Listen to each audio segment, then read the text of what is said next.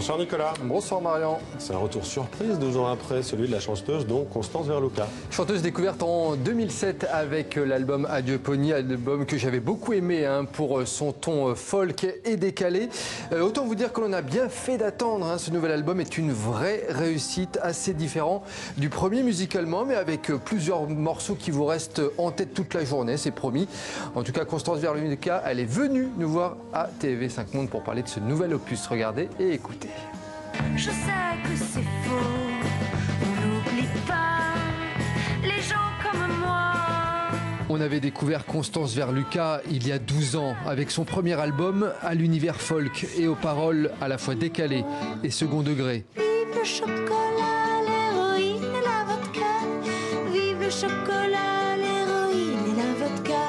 12 ans, c'est aussi le temps qu'il lui aura donc fallu pour signer un retour très réussi, avec ce second opus beaucoup plus pop et lyrique.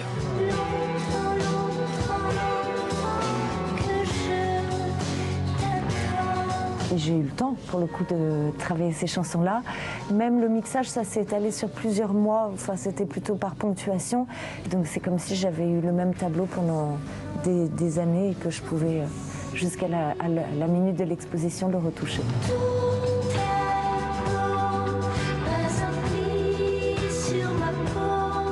C'est des portraits, en fait, qui ont l'air de ne pas être moi, mais à mon avis, c'est moi à chaque fois. C'est moi sous certains angles, et puis moi, en fait, c'est à peu près tout le monde, tu vois. Je pense que, il y a des nuances, évidemment, pour chacun de nous, mais c'est toujours à peu près la même chose. Est-ce que je vais bien? Est-ce que je vais mal? Pourquoi? Où vais-je? Qui suis-je? Voilà.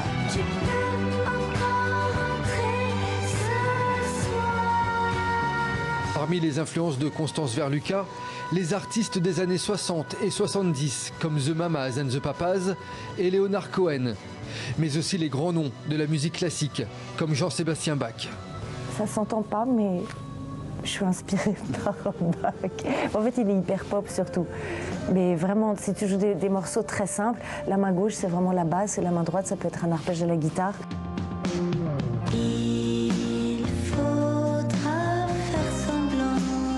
Constance Verlucca chante l'amour, la mélancolie, le temps qui passe avec fraîcheur et légèreté.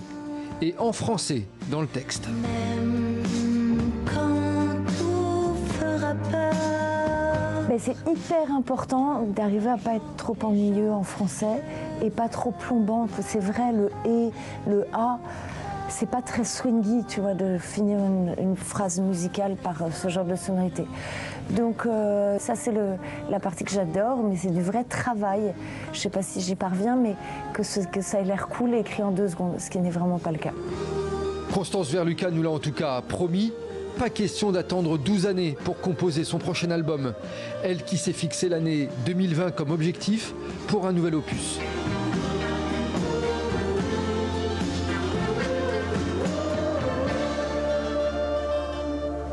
Son nouvel album donc à Constance Verlucca s'appelle Longtemps. Elle sera en concert à Paris le 23 mai prochain.